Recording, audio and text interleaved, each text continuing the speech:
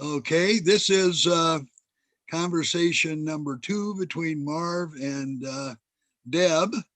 I am going to become a fly on the wall and let you two discuss whatever issues you might. Okay. Okie dokie. So how do we start here? I didn't send you an email till this afternoon that Yeah. did you see it? Yeah, I saw it. I answered that I received it. Oh, okay. Yeah. I went on a dog walk. What's that? I went on a dog walk. Oh, dog walk. Okay. Mm-hmm. Gotta walk the dog. Right. I know what a dog walk is. Okay. So let's see. You said you'd like to talk about social justice and immigration. Yeah, over time. I don't need to have those on the board today, but over time, those are topics of interest to me. Okay. Yeah. Okay. Oh, And I'm passionate about education. What about education? I'm passionate about education, but that's another thing. Oh, yeah. Okay. Okay. You saw my suggestions or not? I did not see yours. I know your first one was the one we talked about last time was First Amendment. And what else? And free speech, Oh, censorship. Okay. My other issues that I wrote myself were factors needed for unity Oh, okay. and decline in public morality. Mm.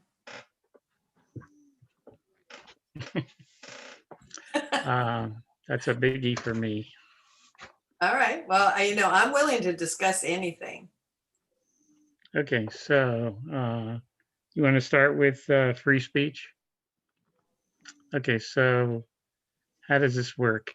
You want me to lay out what I Yeah, because I'm pretty open here. So things that I think we could agree on. Okay. I don't know what we could agree on, but I know we can agree on a lot. I don't know. Not so sure. We'll try. So free speech, it's one of our constitutional rights. And have it in this country right now because I think because our social media purveyors are censoring people. So what do you think about that? I know they're private companies, but they have a monopoly. Right. I don't know.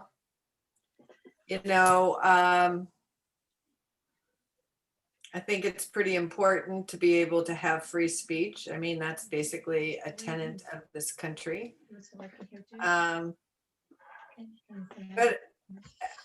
And so one of the things I have thought about when you brought up this topic is that Steve and I were in a law academy. He's a lawyer, and so he knows a lot more about the law. But one of the things that happens is new technology comes up, like social media, or like texting. And then and what happens is the legal field ends up having to play catch up. Mm-hmm. So like texting and driving, like, people texted and then they were driving and then they were crashing and running into other people and stuff. And so then you realize, oh, we have a safety issue, Mm-hmm. And so then the law comes along and tries to moderate. And I don't know exactly how that plays out with free speech, but I think, when they took away Trump's Twitter account and 8 days later, the amount of misinformation going around decreased by 73%, I think we need to take a look at the data and impact of people, I think we need to take a look at that. But I don't know what that looks like. Well, you'd have to, your definition of misinformation is probably a lot different than mine. So we don't agree on that aspect. Not only Trump, but a lot of other people who had opinions that social media thought was misinformation were banned or silenced, and even Apple and Amazon have cut Trump off. And I think, people are getting fired because they say things that are considered conservative or against the left wing um, dictum. You know about that? No, I mean, I don't really even know what you're talking about. I'm saying certain companies have fired people because they spoke out on social media, which the things that they talked about are labeled misinformation by the people who run the social media platforms. So that's what I'm talking about. You're not aware of that. Well, I am aware of the fact that there is a division about what facts are in this country regarding pretty much everything that's important, like the election and the pandemic. What does it have to do with free speech? Well, you're talking about misinformation. No, that's what the left calls it. I call it free speech. Oh, okay. Free speech means that you can say anything you want as long as it's not libel. Even, what people call hate speech. You should be allowed to say hate speech because it's speech. There is no such thing as hate speech, in my opinion. Well, it's speech. Yeah, but I'm going to go back to science of mind and say it's the power of your word, and you have the power to create with positive and uplifting words and thoughts, and you have the power to do the opposite with other kinds of words and thoughts. I mean, that's what we basically, that's what we're about, is using our thoughts and our words to create a world that we would want to live in.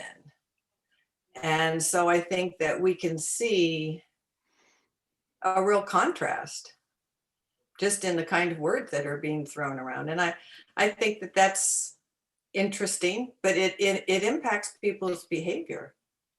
And what kind of world do we want to live in? We want to live in a world that allows free speech. Not speech that is considered by somebody inflammatory or misinformation. I taught AP language for a number of years. And one of the things that's kind of funny, we used to have to teach was what loaded language is, and it's heavy hitting rhetoric, and it has an impact. And it also has a physical impact on us too, when we hear those words or those thoughts, or, it depresses our immune system. So if you're an adult. I choose to I choose to filter that out, because I regulate what my input. I take responsibility for my input. Right. And so I'm careful. Good. Fine. That's your prerogative. And it's your prerogative to filter things out that you don't want to hear, or you don't wish to, that you don't want to think might influence you. But that's your prerogative. That has nothing to do with free speech. Nobody is supposed to do that for the population. A good example would be the Ku Klux Klan in Skokie, Illinois. You know about that? Yeah, Ku Klux Klan. They decided that they were going to have a parade or a march in Skokie, which at that point had a lot of Holocaust survivors in their population. And the town, I guess, didn't want that to happen, but I think the ACLU stepped in, and they said that the town should let the Ku Klux Klan uh, do what they want, because they have the right to free speech, no matter what the people don't like about their speech. That's the way the country used to be. Not only that, but you have cases of kids in high school and certainly in college saying that their professors stifle any conflict that the student might have, or a disagreement with what the professor is saying, and we'll fail them or give them low grades if they don't kowtow to the professor's left-wing ideology. Well, I would say that the purpose of going to college is to learn how to talk about controversial issues and different points of view. Right. I went to a college where that's what we did for 4 years, as we sat in Socratic seminars in groups of 12 to 15 and talked about different issues. Some we had opinions about, some we didn't have opinions about. Mm-hmm. So I would say that that is not my experience.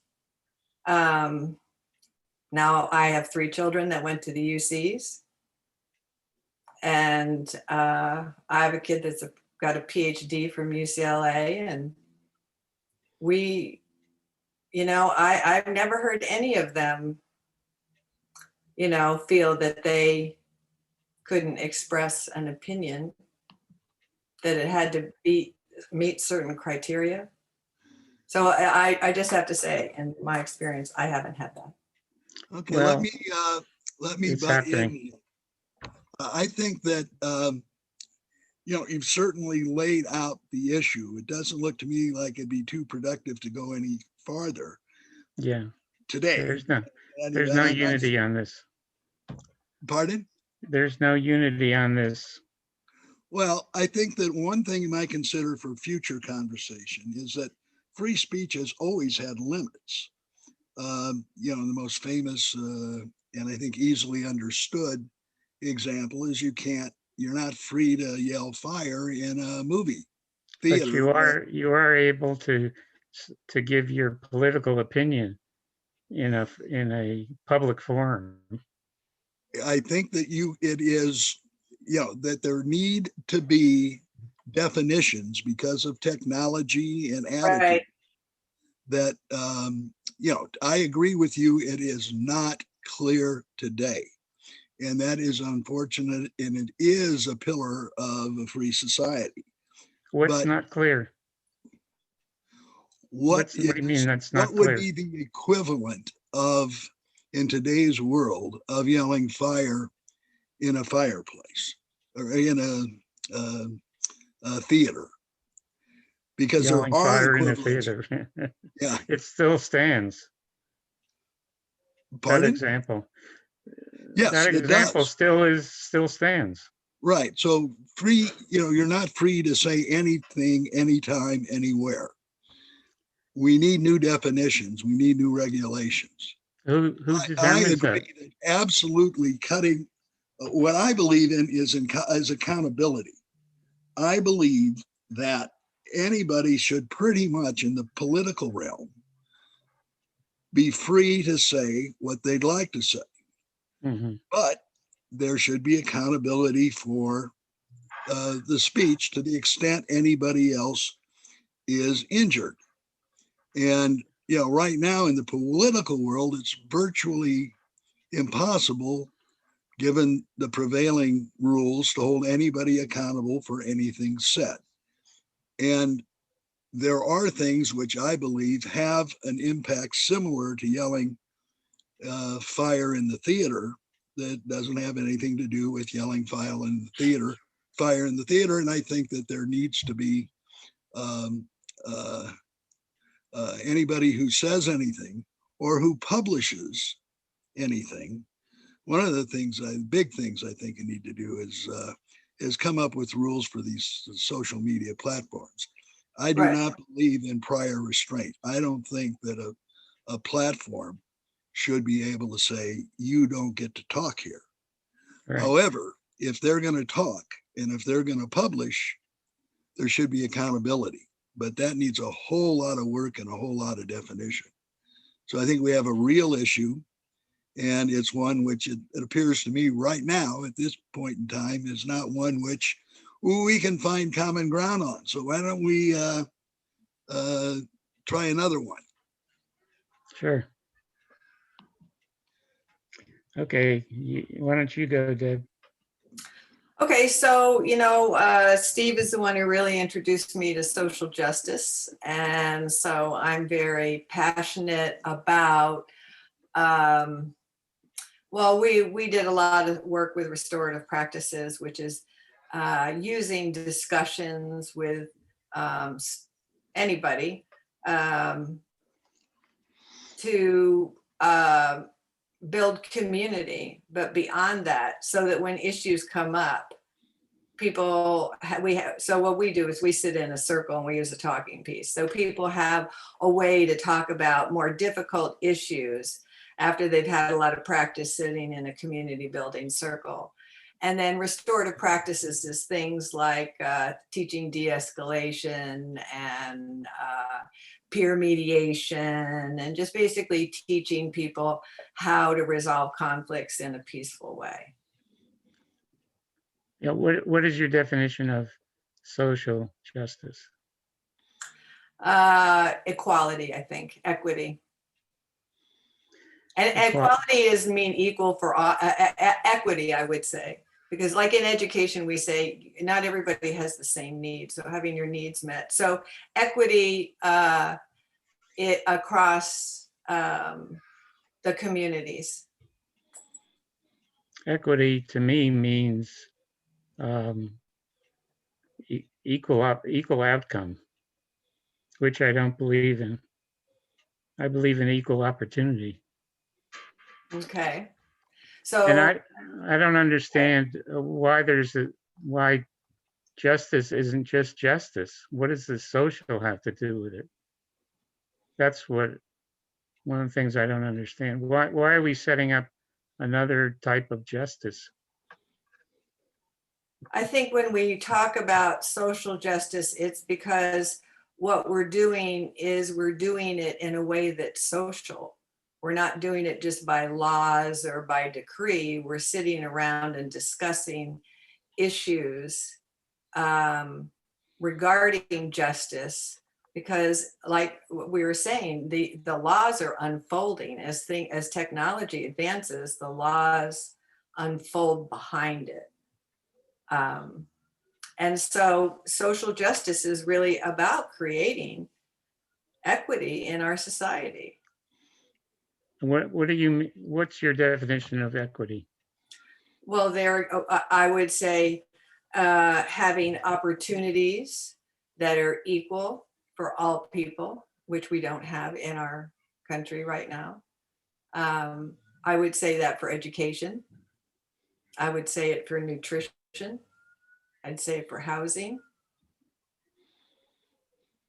Yeah, okay. And that it's equality and opportunity is what you're saying. Yeah, I worked at Steve and I worked at the most diverse high school in California. And, America is a very segregated place. And if we didn't go to that school, we wouldn't understand the circumstances that our students live with. And it's very expensive to educate people who live in poverty, particularly people who've experienced generational poverty. So And I think that's why I'm passionate about education. Yeah, okay, I am too. Great equalizer. So we agree that, I don't know, I think we agree that there should be equality and opportunity, but not an outcome. Do we agree on that? And so about not an outcome, in other words, that we just don't, that people, there's accountability, that people have to be responsible for themselves. Is that what you mean? No. What do you mean? Well, I'm not crazy about this accountability phraseology. I don't really know. I mean, I don't think that's up to society to determine, or the government, or our institutions. Well, what do you mean by outcome? Like how people's lives move I forward? mean, equality and outcome would be everybody gets the same thing. Oh, no. We would never go. Well, no, everybody does not get the same, but That's what that means. That's communism. yeah, that is communism. Everybody gets the same. Okay, we agree on that. Yeah, I mean, So I live in Cardiff, and so I see what education. Oh, actually, I grew up in Connecticut, so I had a very different education than the education offered to our students at Crawford, and I think we've done a very good job there. But you know, the amount of resources in comparison to what I had. Now I'm in a different state, but the amount of resources that I had, the kids have available to them versus what. Anyway. So I think that that's something that needs to be dealt with. I think that those who have fewer resources probably need more support in terms of education, for example. Yeah, okay. They probably do, but the question is, how do they receive that? So I still don't understand the social justice, how we can agree on what do you want to, what kind of unity do you want to have around social justice? Just respect for other people's points of view, for every point of view. That's nice. So you can't force that on people. No, but you can also agree to disagree. You can come to a point where you can say, well, I understand that you have your position and I'm a little bit over here. And I think that, you know, I mean, it doesn't mean that everybody has to be swayed or come to a one consensus. I don't think that's necessary at all. Right. But there are these so-called social justice warriors who seem to feel that way. You know Well, what they are? I don't know what a social justice warrior, but it sounds like a contradiction to me. Yeah, me too. Okay, we agree on that. But Yeah. that's a terminology that's widely used nowadays, maybe more so in the conservative area, but it's definitely a common term. Well, one of the things in the social justice movement is use a lot of indigenous kinds of things like sitting in the circle, having little rituals, an opening, a closing. So, you know what, maybe they're drawing upon that. I'm just being funny, but Yeah, I don't think so. it's I really, think the whole thing is really very based on indigenous coming to peace. We do talk about restoring, repairing. We have like what Steve has up above his, well, he doesn't have it today, is something different, but he has rock, which is um, uh,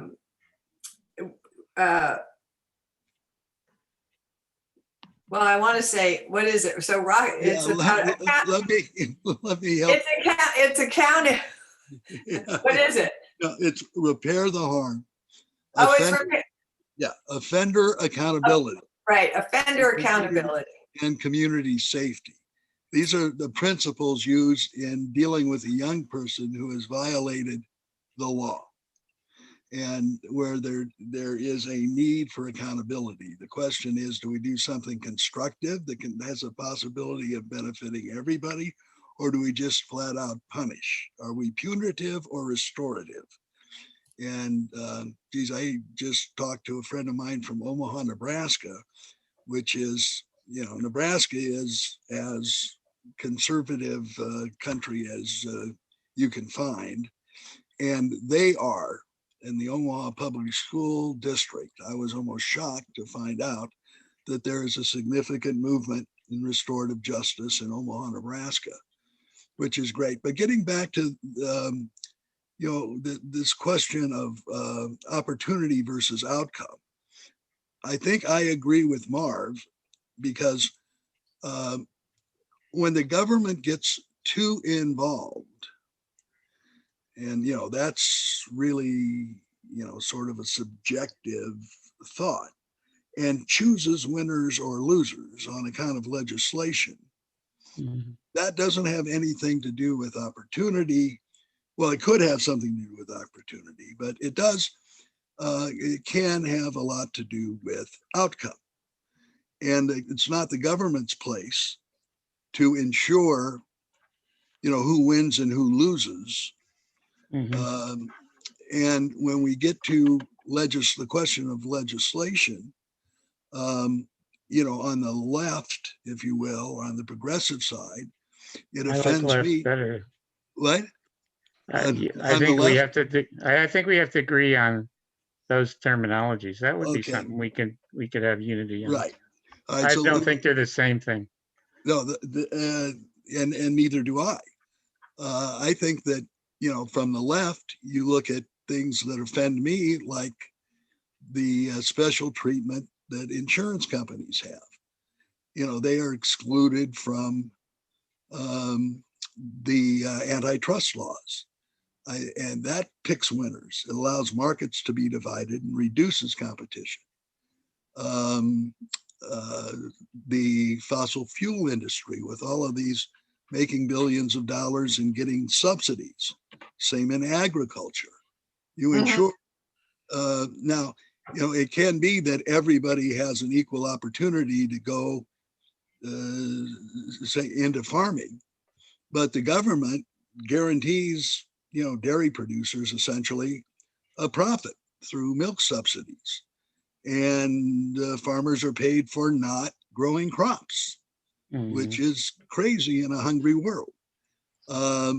And then on the other side, when you get into, from the conservative side, typically offended by, a quota system or affirmative action, or things that tend to give the lower socioeconomic class an edge on somebody, somebody who is white and grew up in a privileged environment.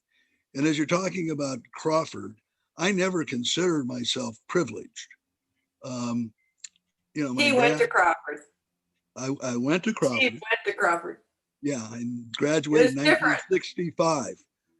Yeah, we had 4,000 people, and there were, like, if you included foreign exchange students, out of 4,100 students, there were 5 people of color. When I went there, the opposite. Yeah, now you need a magnifying glass.